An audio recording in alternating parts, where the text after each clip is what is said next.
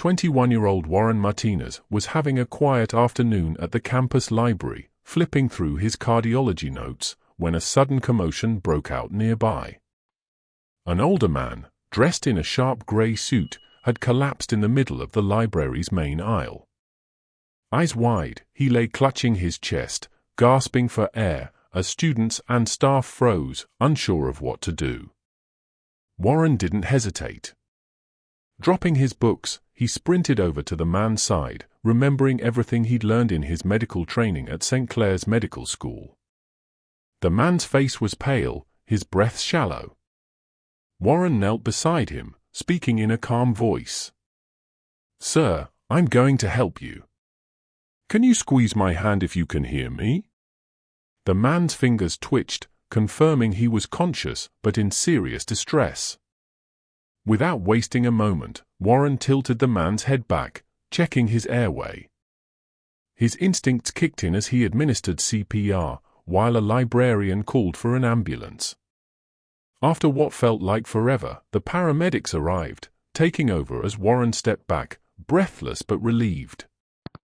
The old man was quickly loaded into the ambulance, and as he was wheeled out, his gaze locked onto Warren's. A faint smile broke through his pain, a look of gratitude that Warren wouldn't forget.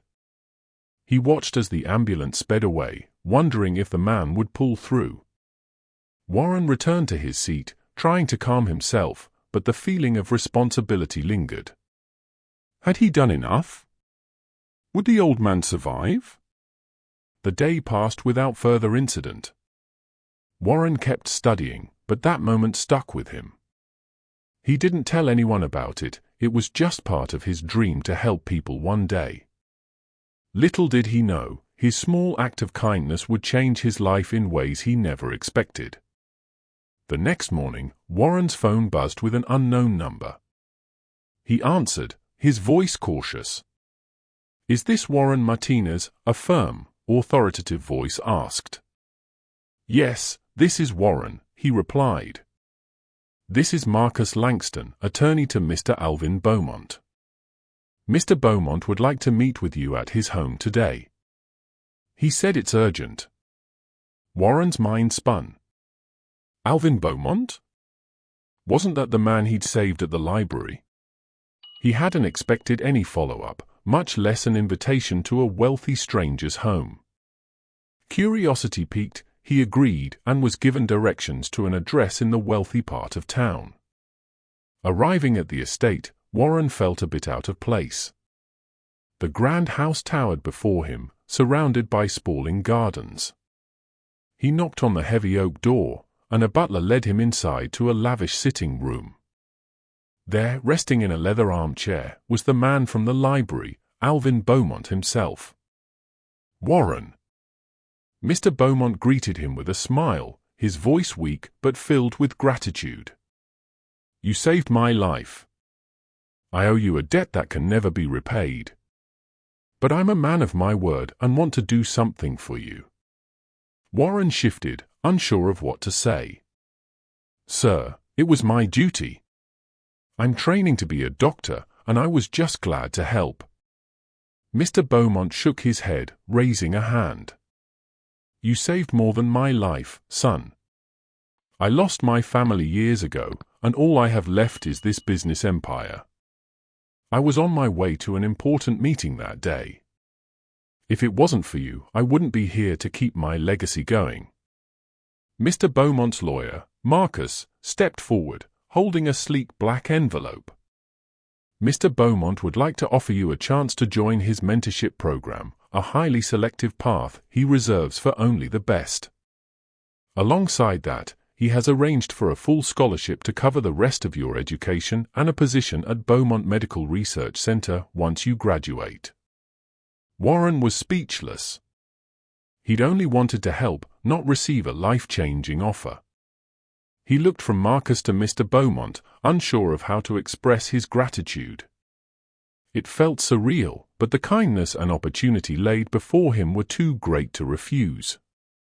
He accepted, feeling as if his dreams had been given new life.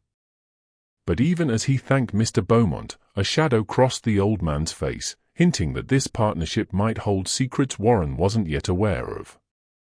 A week into his new journey, Warren was called to a private meeting at Beaumont Medical Research Center.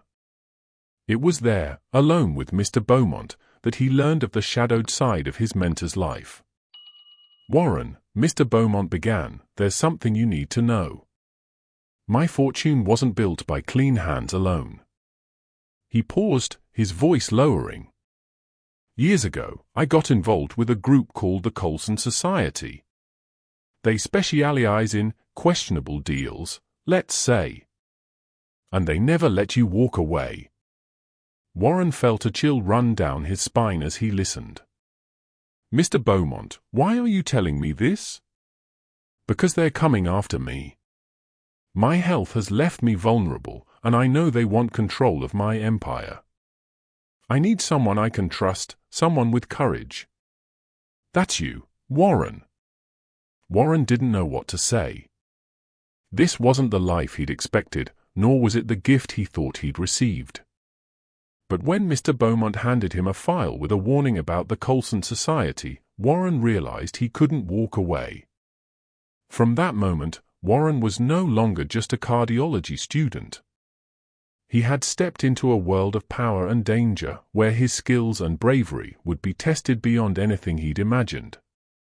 And as he walked out of that office, he knew he'd fight for justice and keep Mr. Beaumont's legacy alive, no matter the cost.